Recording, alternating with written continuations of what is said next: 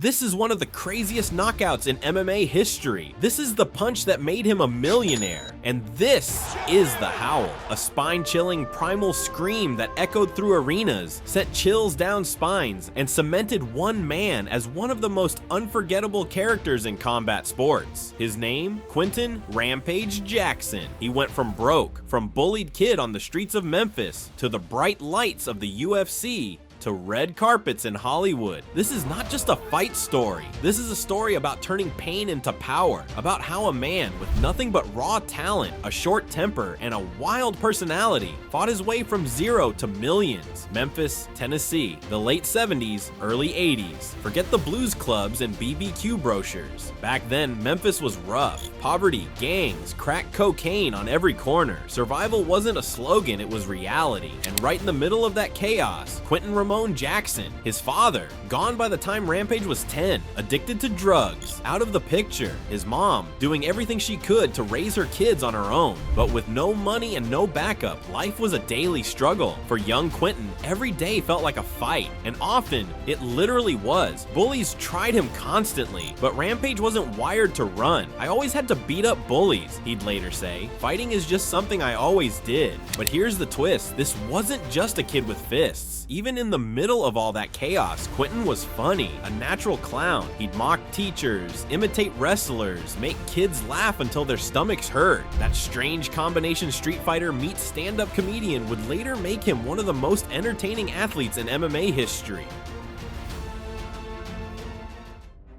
Imagine this, high school hallway. Rampage just knocks some kid out for pushing him too far. A teacher storms in, furious. But before things explode, Rampage switches gears. He puts on a goofy voice, cracks a joke, and the whole class is laughing. Even the teacher tries to hide a smile. This was Rampage in a nutshell. 1 second, terrifying. The next second, hilarious. That balance became his superpower. And while it didn't make him money yet, it made him magnetic. People couldn't look away, but life wasn't getting easier. He was still broke, still angry, still searching for direction. And then he stumbled into wrestling.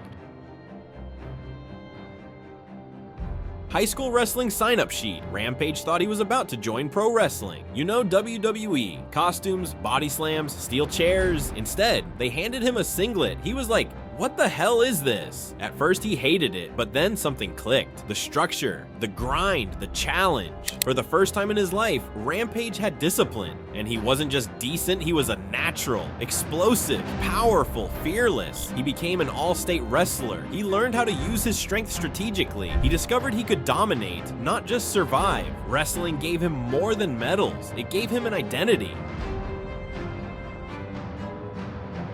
After high school, Rampage took his talent to Lassen Community College in California. He wrestled hard, but classrooms weren't his thing. Conflicts with coaches piled up, and soon, he dropped out. Back home in Memphis, the cycle repeated. Odd jobs, hustling, selling drugs, street fights. He was tough, but directionless. Then fate stepped in. A friend dragged him to a local MMA show. Rampage sat in the crowd and saw a cocky fighter taunting his opponent. And he thought, I want to fight that dude. Triangle choked somebody, the guy tapped out, the referee stopped the fight, and he put his foot in the guy's face and pushed him off. And I said, I want to fight that guy up. As luck would have it, that fighter's next opponent pulled out. 3 days notice, 0 MMA training. Rampage raised his hand, he fought, he won. That night lit a fire. He realized this wasn't just backyard scraps anymore. This was a way out. So he packed up, left Memphis, and chased the fight life in California.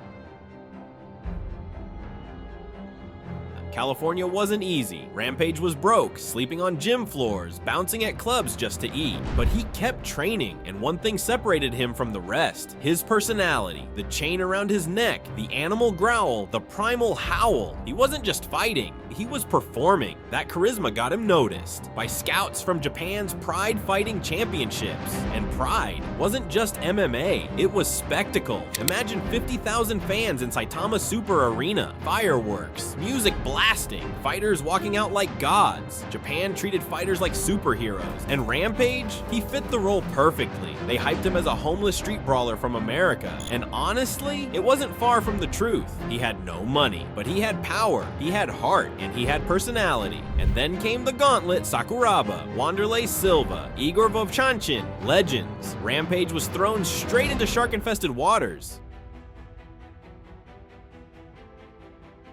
Let's talk Wanderlei Silva. This wasn't just a rivalry, it was war. They fought 3 times. The first 2? Brutal. Silva destroyed Rampage with knees and punches, left him bloodied, unconscious, broken. Most fighters would have quit. Rampage didn't. He kept coming back. And then came the fight that made him immortal. Ricardo Arona, a jiu-jitsu master. During their fight, Arona locked Rampage in a tight triangle choke. 99 out of 100 fighters tap. Or they nap, not Rampage. He stood up. He roared. He lifted Arona into the air, and then, boom, he slammed him into the canvas so hard, Arona was instantly knocked out cold. The crowd erupted. Commentators lost their minds. That moment became one of the most replayed highlights in MMA history. The Rampage Slam wasn't just a move, it was a statement. Rampage Jackson had arrived.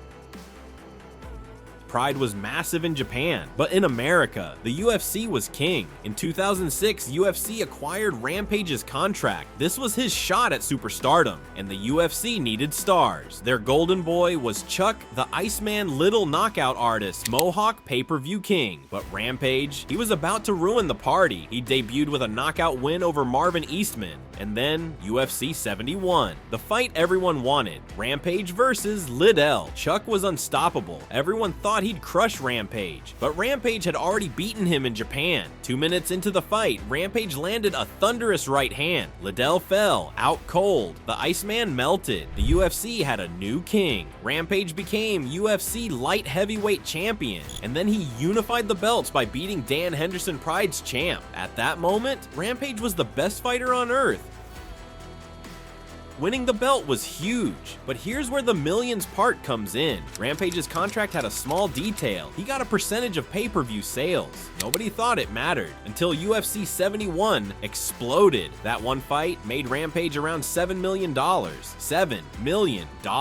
From broke kid in Memphis to millionaire in one night. Between 2007 and 2012, Rampage earned over $15 million from fighting, ad sponsorships, merch, appearances, and he became one of MMA's richest stars. And then Hollywood came calling. In 2010, Rampage starred as B.A. Baracus in the A-Team. Taking over Mr. T's iconic role was no small task, but Rampage nailed it. Posters, red carpets, talk shows, Rampage was no longer just a fighter, he was a global celebrity.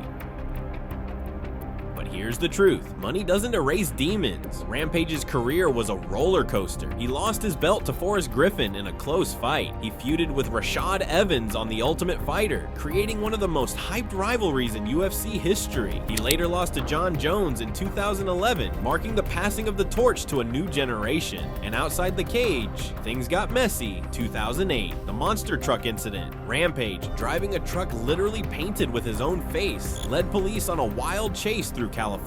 Headlines blew up, fans were stunned. Rampage later admitted he was going through mental health struggles, depression, and stress. Even in his darkest moments though, Rampage never hid. He stayed authentic, he joked, he howled, he kept being Rampage.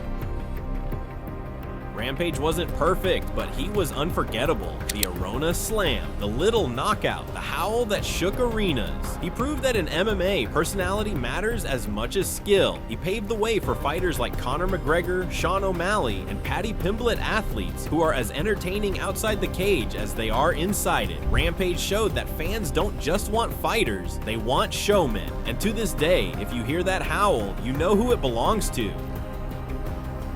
But Rampage's story doesn't end with him. In 2025, his son, Raja Jackson, made headlines of his own, though not the way anyone expected. At a pro wrestling event in Los Angeles, Raja, a 4-0 amateur MMA fighter, got involved in an in-ring altercation. After being hit with what he believed was a real beer can during the show, Raja stormed the ring. He slammed a wrestler named Psycho Stu and unleashed more than 20 punches before security intervened. The incident left Stu hospitalized, and Raja at the center of an LAPD investigation. MMA fighter Raja Jackson is reportedly being investigated by the LAPD after appearing to beat his opponent unconscious during a live-streamed wrestling match. Rampage quickly responded, condemning his son's actions. Raja had a concussion and had no business doing anything physical. I don't condone his actions at all. For Rampage, it was a painful twist. Watching his son face chaos under the public eye, much like he once did, it's a reminder that the climb is never simple, and sometimes the next generation faces the same battles.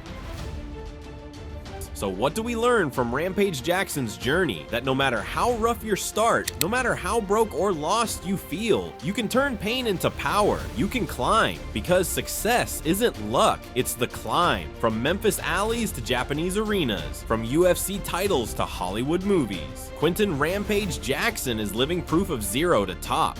And now I've got to ask you, what's your favorite Rampage moment? The Arona Slam, the Liddell knockout, or seeing him in the A-Team? Drop it in the comments, because here's the truth. The next great success story could be yours. This is Zero to Top. We tell the most unbelievable success stories from zero to millions. Hit that subscribe button because your climb starts now.